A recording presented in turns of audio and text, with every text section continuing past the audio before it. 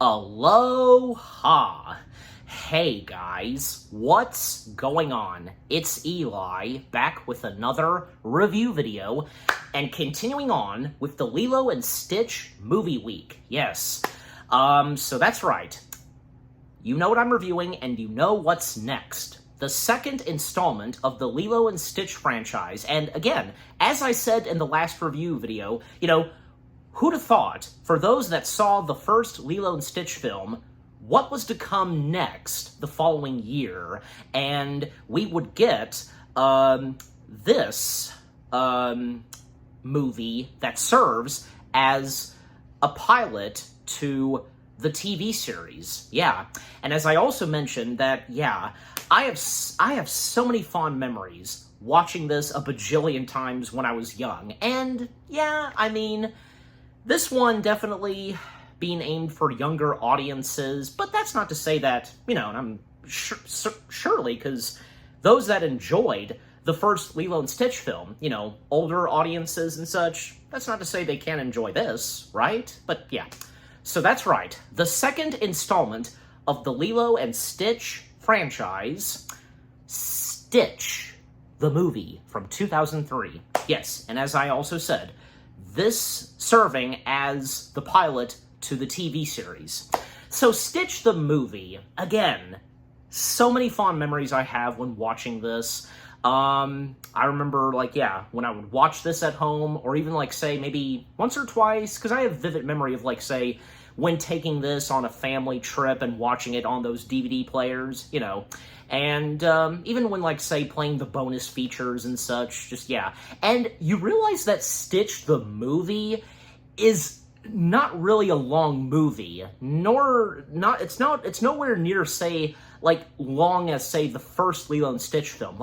You take the credits out, and it would be, say, 56 or 57 minutes long? Yeah.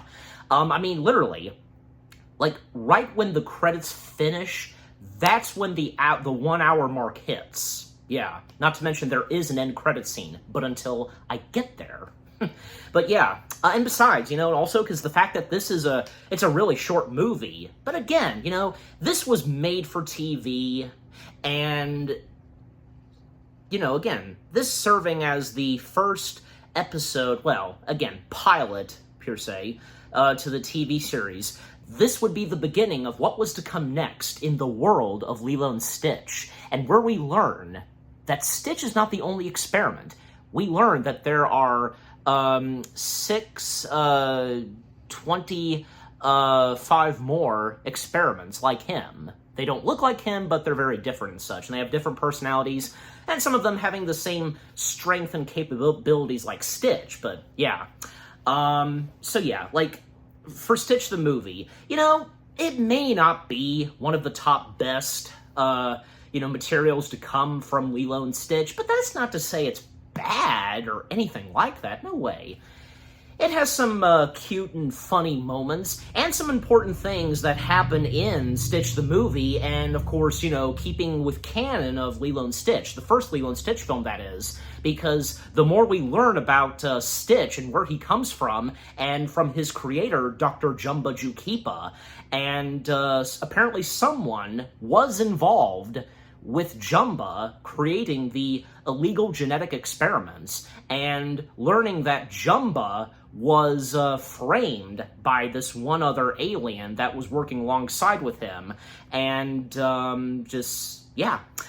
And I think that also, other things that go on in Stitch the movie, and from beginning to end, just everything about Stitch the movie is pretty good. And, I guess for some, and I know Doug Walker especially, that in Stitch the movie, things were really awesome with the alien characters, but not much for the human characters. Well, I don't know, from Lilo, Nani, and David, and Cobra, they did pretty good to me. Even when, say, the TV show happened, and when we would get 2 more Lilo and Stitch movies after this, but yeah. But just overall, with what Stitch the movie has to offer, and again, this serving as a pilot to the TV series, it's really good, yeah. Because, there's nothing bad about it. It's very entertaining, even if, just little kids just them enjoying this, but, you know. Alright, so, as always, now that I've finished with the first things I've had to say and such, now, as always, read the description / the story.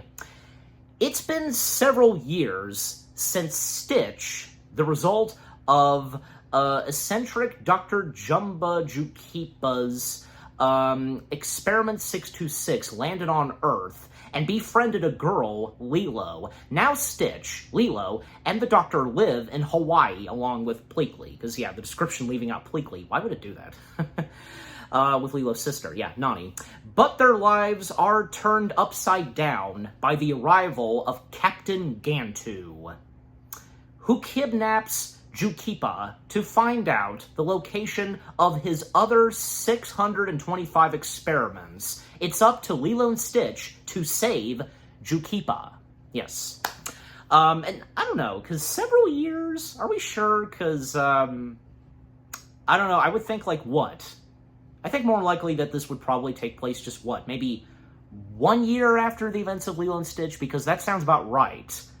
Because Lilo hadn't, like, grown an inch or something, you know what I'm saying? In fact, because, you know, when we first see Gantu, because, you know, the state that he's in, but when finding a new position, just, yeah. Alright, but anyways.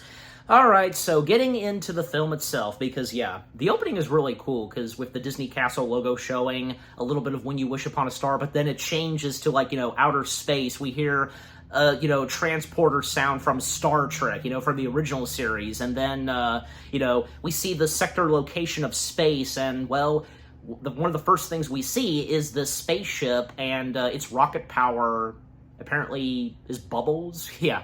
And, well, then Gantu's ship steps in, and, well, Gantu is about to meet someone, and Gantu, you know, being assigned for this mission. And Gantu, of course, once again being voiced by good old Kevin Michael Richardson. And we see whom has, you know, hired Gantu, whom would be the main antagonist for this, and what would come next for the TV series, and then the final installment in the franchise. But yeah, I won't mention his name just yet, but you know who it is. So, yeah. Gantu meeting whom it is that's hired him, and what makes you think you're so qualified for this assignment? And Gantu explaining that, you know, he was previously captain of the Galactic Alliance, but after his last mission, he was retired, because, yeah, call back to what happened to him when he failed to capture Experiment 626, but he was no match for 626, Stitch that is, yeah, because, yeah, it's unfortunate for Gantu that, you know, not even he's strong enough to take on 626, yeah. And, yeah, this mission that Gantu's assigned to, well, it has nothing to do with this guy, because it has to do something else it has to do something with an item. This item that, you know, whom Gantu's working for is seeking, and Gantu explaining that it's on a tiny planet in the Gamma Quadrant. They call it Earth. It's not a tiny planet, of course, yeah, but I guess to him. And after that, well, we cut straight to Hawaii, and with the title of the movie getting one Elvis song, which being Slice and Sand, yeah. That's a fitting song to start off this movie, you know?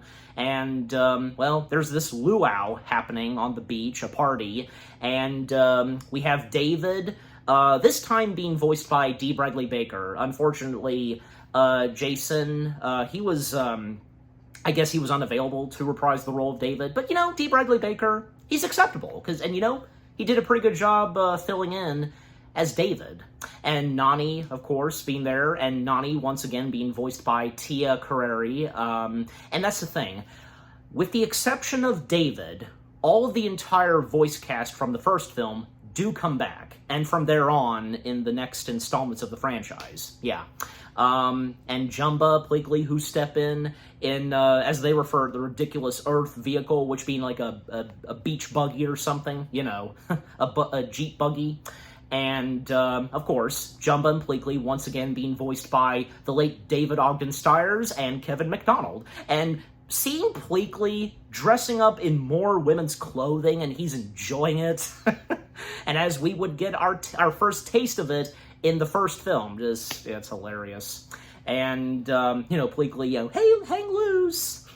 And Lilo, when we cut to Lilo, once again being voiced by young Devi Chase, she's helping out Stitch to fit into the Hawaiian culture and to make cousins and, one happy family, as she says. And Stitch, of course, once again, being voiced by Chris Sanders. And Stitch, he has trouble trying to fit in, making cousins, aloha cousin, but it's not working out for him. Even to top it off, when, the party's happening, and the Hawaiian teacher is actually there, and the Hawaiian teacher asking, who wants to slice the pineapple? Stitch stepping in, makataga, with a chainsaw. But yeah, it just ends. Nothing really bad happens. Like, he's not very destructive or anything like that. Just, yeah, but yeah, it doesn't go too well for Stitch, and he feels really bad. But afterwards, and when he disembarks, back at home, and late in the evening, and by the way, because this film takes place in the span of 2 days, literally, because, when it's evening time back at the house, Stitch feeling really bad that he doesn't fit in, no cousins. Lilo tries to cheer him up some, giving him ice cream, and, her sharing the same thing of Stitch, because, feeling different and so on, But, Lilo then telling him that, you're one of a kind, like Frankenstein. and Stitch just, I'm freaky. And he just, he plops his head on the ice cream bowl.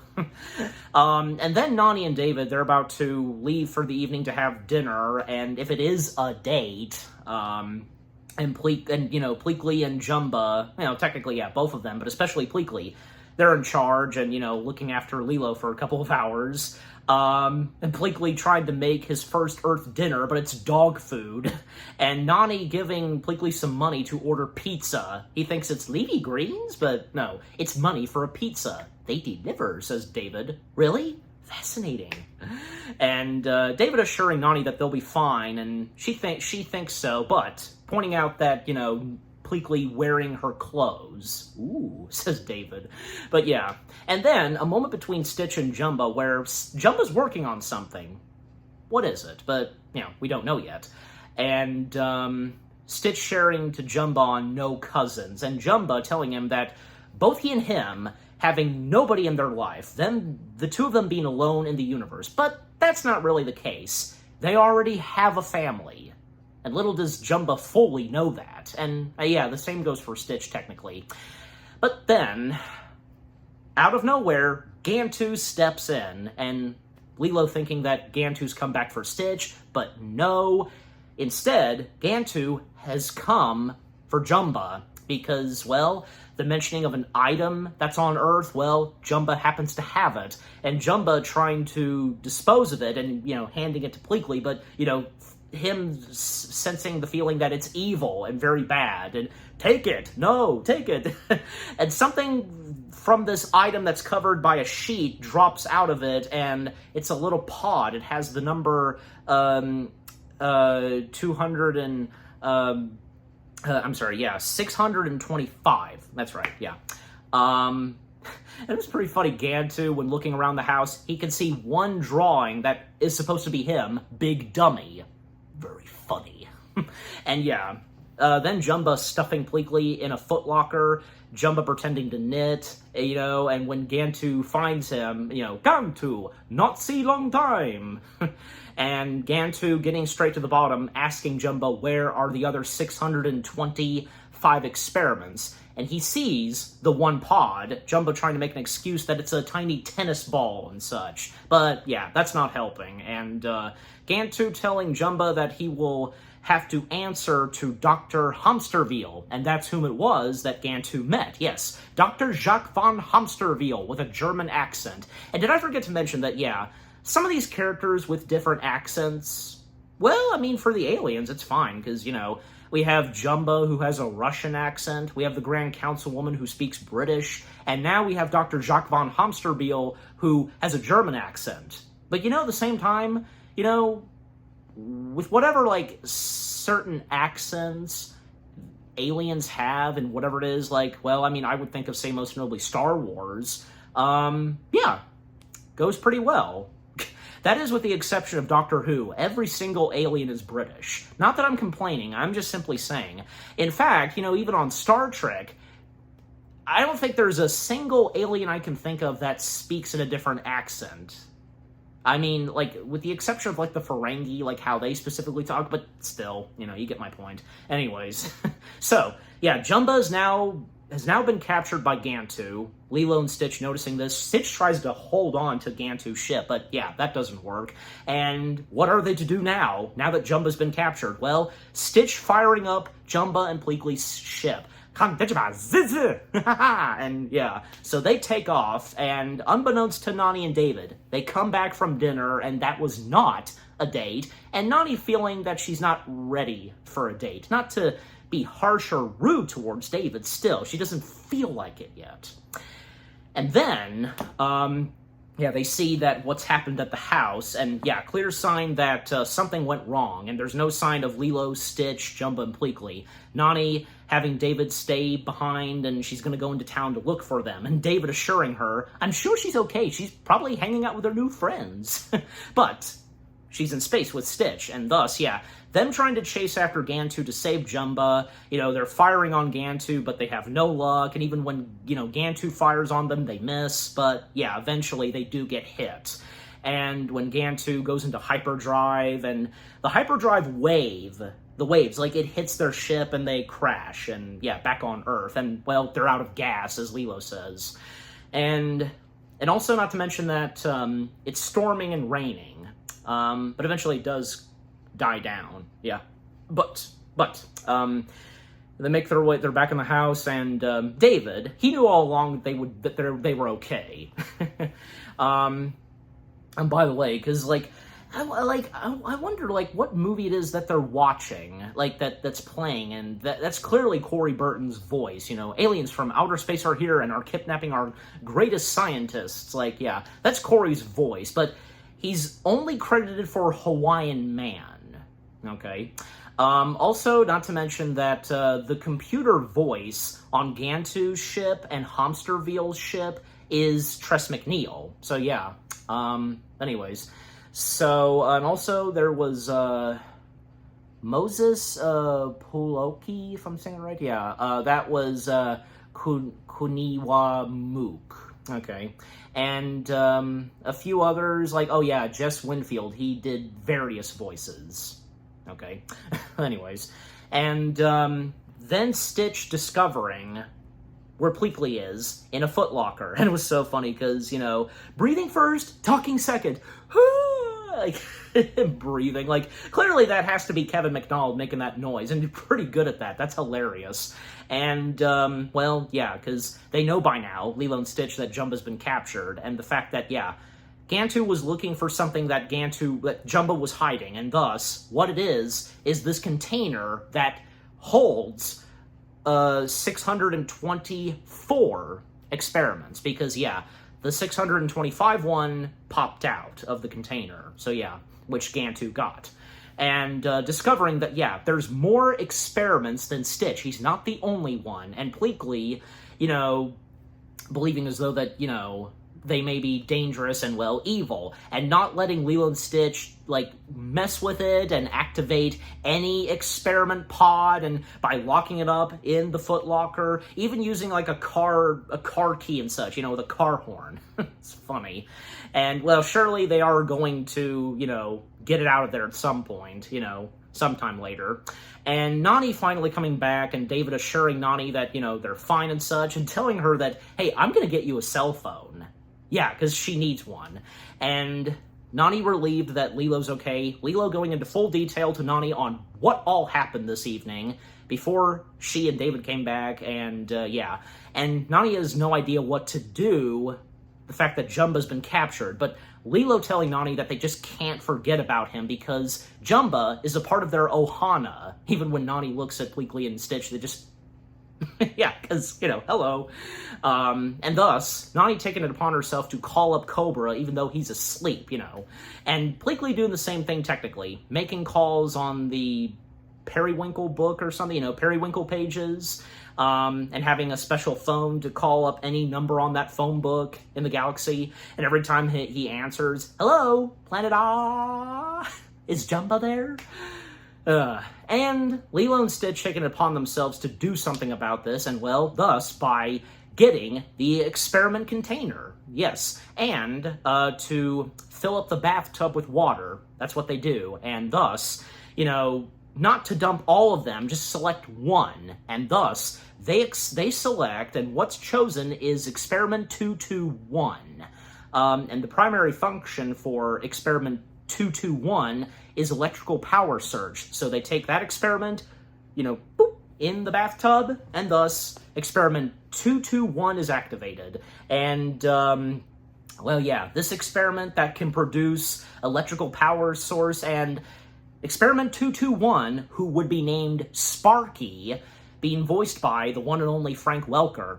Yes, very fitting that it's him voicing one of these experiments. And, well, sure enough, Sparky unleashing chaos in the house, causing the power to go out. Even Pleakley's like, "Dark, very dark!"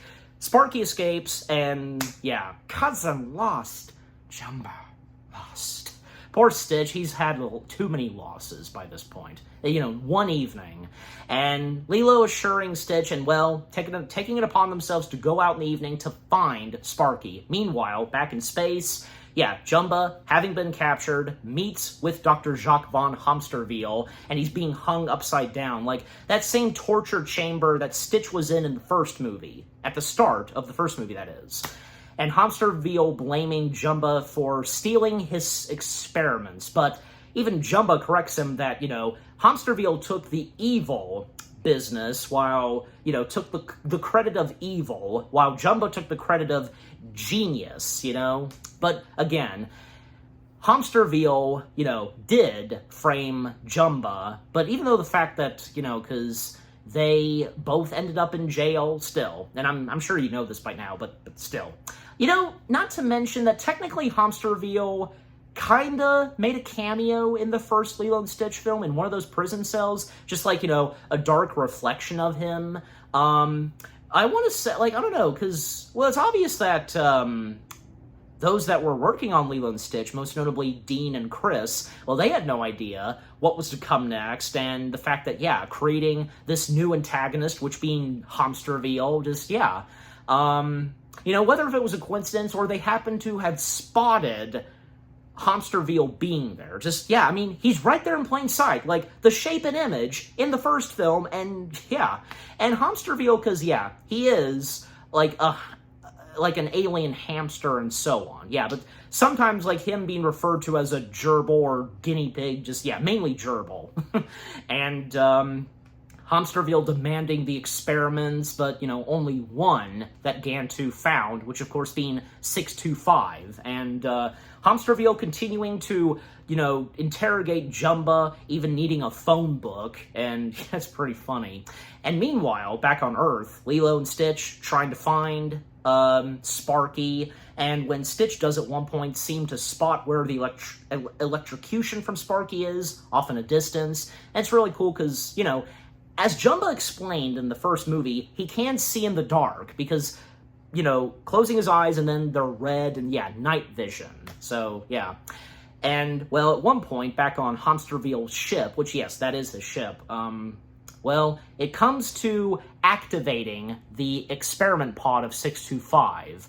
And 625, according to Jumba, having the same power and strength as Stitch. And when activating it, well, Gantu and Hamsterville make a run for it, leaving Jumba there, and we see 625 activated. And Hamsterville's waiting for Jumba to cry out, "Please let me out, I'll tell you everything." But there's nothing, and when they go back in to see, we can see that 625 is not what they expected, and the further Jumba explains to them that even though he has the same powers and strength capabilities as 626, he's a lazy experiment who loves to make sandwiches.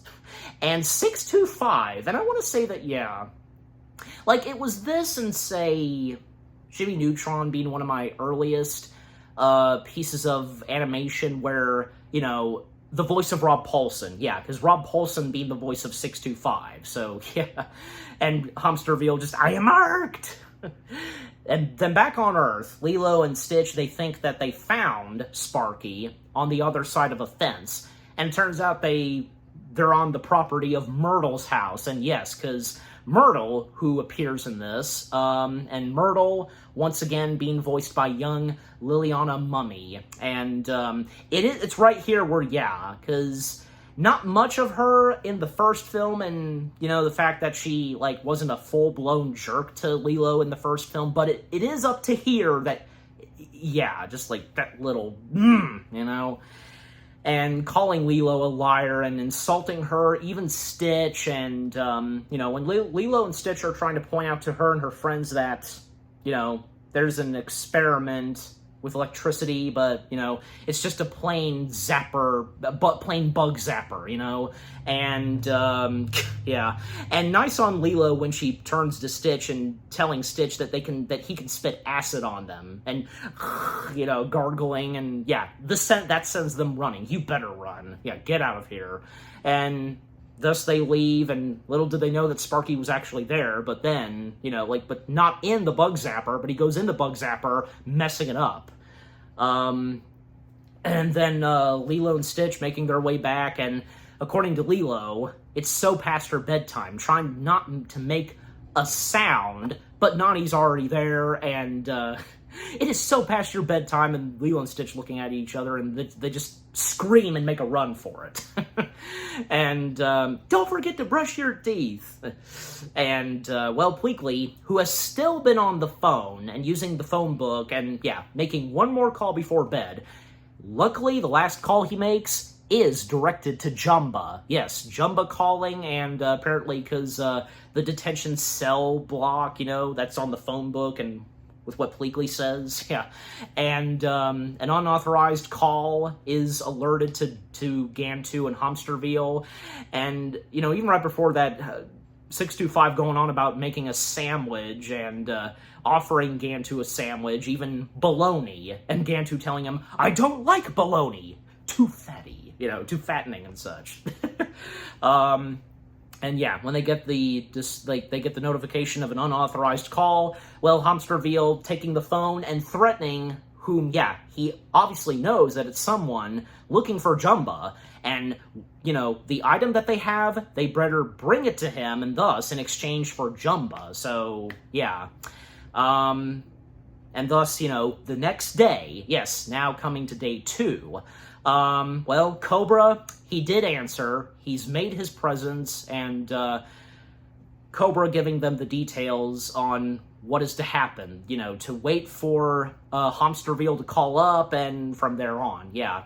Then the rendezvous point, where to meet and such, just, yeah. And not to take any further action, which is directed to Lilo and Stitch. But, of course, they're going to take action, yeah. Just to find, you know, Sparky. Because without Sparky, then there's no Jumba. Like, Sparky's the last experiment that, you know, that Hamsterville needs along with the other 624. Yeah. And, by the way, Cobra Bubbles, once again, being voiced by Vin Rams. Yeah. And, you know, Cobra's presence in Stitch the movie is pretty good. And, yeah, and the fact, because when it came to the TV series, we would get a few appearances of Cobra. And as for Leroy and Stitch, well, until I get there. Yeah, but I'm sure you know by now. So Stitch and Lilo, they take and hot rod Cobra's van, and the Peter Gunn theme playing. And by the way, because that's twice that the Peter Gunn theme was played in something of Disney's, as far as I know, because, you know, the whole thing of the Disney sequels, like, you know, even though Stitch the movie does not come directly from Disney Toons, well, still, I mean, it's technically a sequel, but, you know, even though it doesn't come straight from Disney Toons, from Disney television animation. But my point being is that the Stitch the movie having the Peter Gunn, the next year, Lion King 1.5 would have the Peter Gunn theme, and I'm sure you know, because, you know, when Timon and Pumbaa are trying to stop Simba and Nala from feeling the love tonight? Yeah, and what they're planning to do, but the plans always fail and they hurt back at Timon. Yeah, the Peter Gunn theme playing it. Yeah, so as far as I know, because yeah, Stitch the movie and The Lion King 1.5 using the Peter Gunn theme. And you know, I want to say that probably, I know that goes for me, maybe a good majority of you too. Both of those probably were some of our earliest introductions to the Peter Gunn theme, and well, where the Peter Gunn theme comes from specifically. Yeah, gotta slow down. Okay, but yeah, that sequence where, yeah, with the Peter Gunn theme, again, Lilo and Stitch, they've hot-wired Cobra's van. They put on their very own shades, and even when they at one point come across Myrtle and her friends on their tricycles, they're shocked by the presence of Lilo there.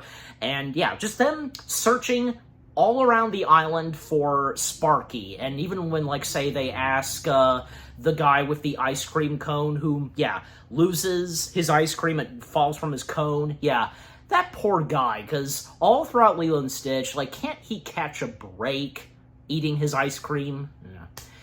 Yeah. And just, yeah, it was just pretty funny with what goes on. Like, you know, even like, say, at one point, Stitch interviews a frog. Lilo takes Stitch's picture behind a fat woman, you know, with her butt cheeks. Like, that's funny.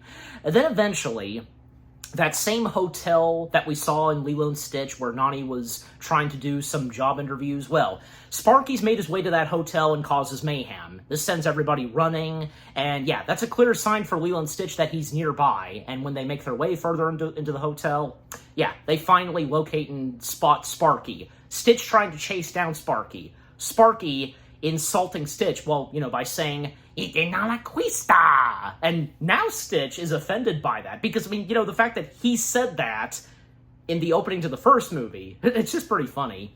But in the end, they managed to capture Sparky, put him in this, you know, giant tube, and, yeah, and they take him back to the house, and Stitch bonding and interacting with Sparky, and, yeah, the same mannerisms as him, like, you know, ears down, or, you know, forearms, because, yeah, Sparky having forearms, or tongue and nose, God. And Stitch, you know, just happy as he is, you know, oh, cousin! And Lilo, she made a drawing of Sparky's bad level. Nowhere near as bad as Stitch was, you know. And, you know, Stitch, he doesn't want to give up on Sparky, not to give him to Hamsterville, because, well, Sparky is his cousin, Ohana, and Lilo, you know, remembering what she said, that, you know, part of family and so on, just, yeah. Then, Hamsterville, you know, calls in on Pleakley and the others, but actually no, because it's a different number, you know, that when Pleakley answers the phone, it's a different number. It's not Hamsterville. It's an order that he made of a girder. Why does Pleakley need a girder? Besides, he's skinny. Well, the movie doesn't explain it, and who cares? You know, it's just funny. Yeah. But then, yeah, the phone rings again, and it is Hamsterville this time, and the location that they are supposed to meet with Hamsterville is at the abandoned lighthouse. Yeah. And unfortunately, they're not able to take Cobra's van, so instead, they take the ridiculous Earth vehicle that, yeah, Jumba and Pleakley referred to it, and thus they take that. Nani is leaving for work and tells Lilo and Stitch to stay here, but of course they're not going to, and that's the last we see of Nani in this. And the same goes for David, because we saw him, you know, while they're at the house, and, you know, with what happened earlier, so yeah, we don't get that much of David and Nani in this, but, you know, anyways. But, yeah, at the same time, their presence in Stitch the movie wasn't that bad at all, you know, at least in my opinion. But, as I was saying, my point, you know, where I'm at, yeah, they don't stay at the house. Instead, Stitch and Lilo, they smirk at each other, they take Cobra's van, they hot rod it again, and thus, they're all making their way to the lighthouse. And apparently, the lighthouse that's there, well, according to Cobra, it hasn't run in a couple of years because too costly. And they're waiting for Hamsterville's presence, and when, yeah, And like, yeah, there's a moment where Pleakley's tapping his fingers on the container of experiments, and I mean, he's anxious, he's nervous. Cobra's like, would you quit that? And thus, yeah, Hamsterville arriving, they're on Gantu's ship, and yeah, making the exchange, giving Hamsterville the container of experiments, all 624, but, I'm sorry, 623, because, yeah, one of them did get activated. Besides 625, there's one more missing, and yeah, and Hamsterville ordering Gantu to open fire on Jumba, but thankfully, Lilo and Stitch, they step in, telling Hamsterville that they have the experiment with them, but they're refusing to give it to Hamsterville, and, because, well, Stitch, he's like their cousins, Stitch and Sparky, and, it's in a tough spot, like, what's gonna happen? And, it's up to the little Earth girl, as Hamsterville and most notably Gantu refer to her, to make her choice. And the faces on each of the characters, worried. But then Lilo, yeah, she's made her choice. Don't have either of them. Freeing Sparky, telling Stitch to go rescue Jumba, Gantu opening fire, but everything, goes pretty well. No one gets hurt. And with the exception of Cobra's car, it gets destroyed, obliterated. It's like half, part of it's missing completely. And apparently Cobra, he was calling in on someone, like when, yeah, Hamsterville realizing that there's one more missing, he said, code yellow, delay, and delay back up, and so on. But then, yeah, when it gets too out of hand, then Cobra's like, code green, now, and out of the ocean is the Grand Councilwoman's ship. She's present, so, yeah. And as we know in the first film, Cobra being aware of the Galactic Federation and the Grand Councilwoman. So obviously, earlier, Cobra got in contact with the Grand Councilwoman because, yeah, the Galactic Federation, them searching for, Hamsterville. So thus, yeah, they've made their presence. And the Grand Councilwoman, once again, being voiced by the late Zoe Caldwell, and ordering Hamsterville to surrender, but, him not giving in. And multiple times where Hamsterville has a mouthful of insults to some of these characters. Yeah. And Grand Councilwoman ordering to, prepare to fire on Hamsterville, but he's got the experiments with him in his clutches. And then Sparky, seeing this, stopping the cannons from firing, causing Grand Councilwoman's ship to kind of tip over and such. And, yeah. Well, at least Jumba is safe and sound with his family, and, the fact that Hamsterville threatening Jumba about, his family and such, and Jumba saying that he has no family, but of course he does, so. And then Lilo and Stitch. Well, when Hamsterville does escape and makes his way on board Gantu's ship, well, and it's about to take off, Lilo and Stitch, they make a run for it, to go after the other experiments. Cobra trying to stop them from getting on board, but yeah. And then Sparky getting on board as well. Yeah, catching up with Lilo and Stitch. But anyways.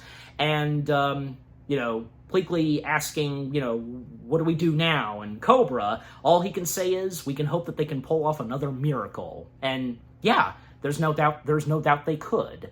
And on Gantu's ship, well, Lilo and Stitch, them retrieving the container of experiments, and even when they turn on the window, and, be free, cousin, and, yeah, Gantu grabbing the container. He did grab it, but top of the hatch opens. Now all of the 623 experiments makes their way back to Earth and scattered all over the island. And we see a few pods landing in certain spots near water, even on a fat person whom is sleeping, and it's on his belly button. And Pleakley, giving the heads up that it's a very bad thing for all the experiment pods to be let loose. And, yeah. And unfortunately for Lilo and Stitch, they of course do get captured, even though they saved the experiments still. Them under, them being captured and held hostage by Hamsterville and Jumba, and a very sad moment between Lilo and Stitch, if there's a chance they don't make it out of this. And hoping that maybe Jumba, Pleakley, Nani, and David could find new homes for the experiments. And a callback to the first movie, where Lilo tells Stitch that she'll find a way to rescue him, and, he'll do the same. And, that they're Ohana, nobody gets left behind. Yeah. And thus, when they make their way back to Hamsterville's ship, the interrogation begins, and, Hamsterville is going to use Stitch to clone him and such, while Lilo will be disposed of. Yeah, because she has no further use of, for Hamsterville, and Gantu taking care of Lilo, transporting her at this, zoo, whatever it is. We don't know what it is specifically, but it's not a good thing. And Hamsterville interrogating Stitch, and he's about to cut Stitch in half with a laser. But thankfully, Sparky stepping in, saving his cousin, and, setting the electronics, in sparks and everything, and Stitch is set free, and them locking up Hamsterville in that torture chamber and such, that Stitch was placed in, and Hamsterville trying to find a way to say, trying to make an excuse and telling him, I was just kidding, I wasn't going to really cut you in half. Yeah, nice try, Hamsterville. And as for Lilo, she's in distress, and Stitch hearing her call, going after Lilo, and eventually, we think it might be too late, because when he tried to open that container, it already transported, but not Lilo, thankfully. She's in a different container, because apparently that other container, what it was transporting was a baloney order. But yeah, overall, Stitch rescues Lilo, and they make their escape when Gantu steps in. Gantu thinking that they're taking his ship, but no, that was like a distraction, because, seeing 625 still making sandwiches, but yeah, so instead, they're disposing Gantu, and they're taking Hamsterville's ship, and Sparky setting the electricity, causing Gantu's ship to be separated from Hamsterville's ship, The navigation system is not working, and even after Gantu says that, the computer says that.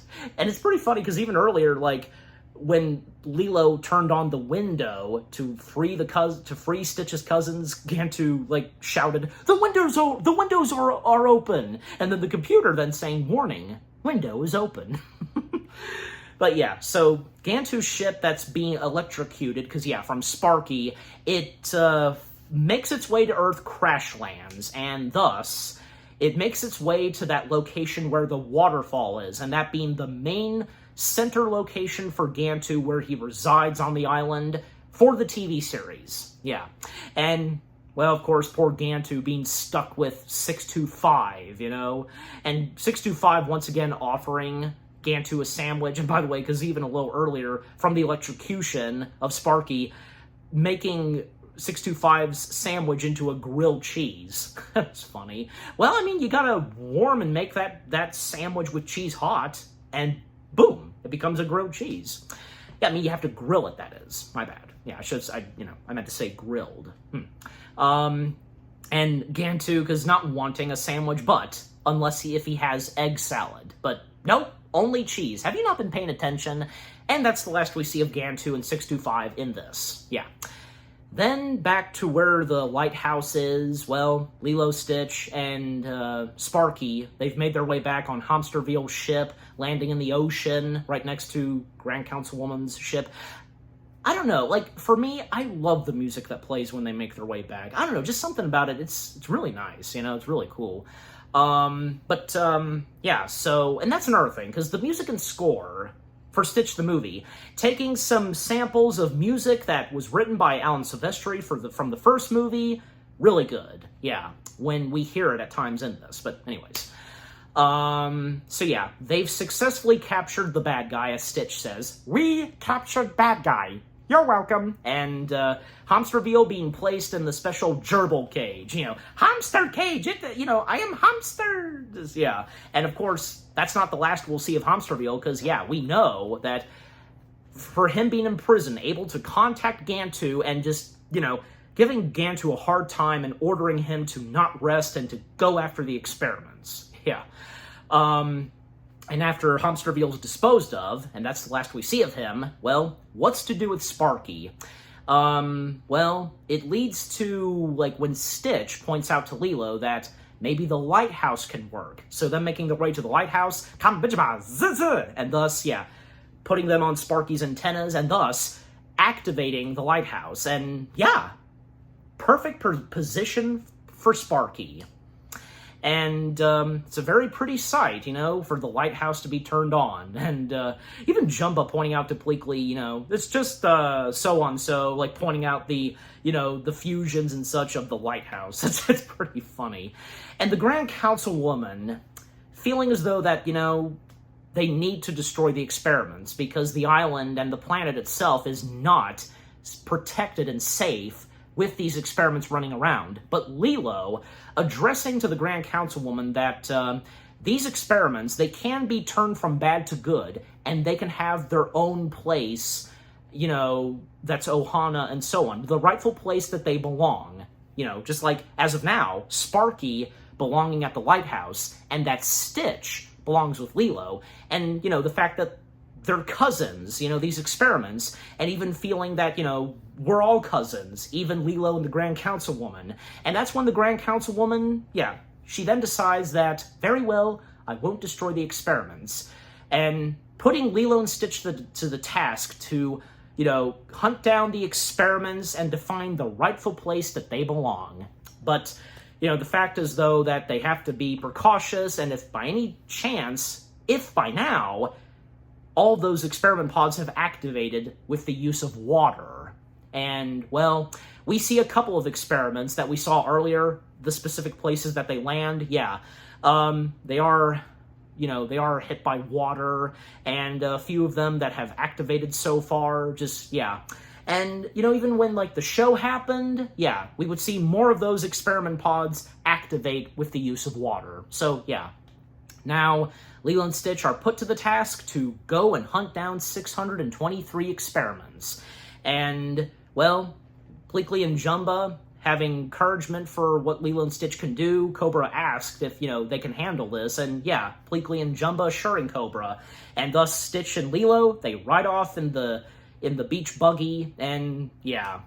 And with the end credits, and, yeah, the end credit scene, because, yeah, there's, of course, an end credits scene, and this is definitely before, like, say, end credit scenes were a big deal, most notably in the Marvel movies, or, you know, say, Pirates of the Caribbean, most notably.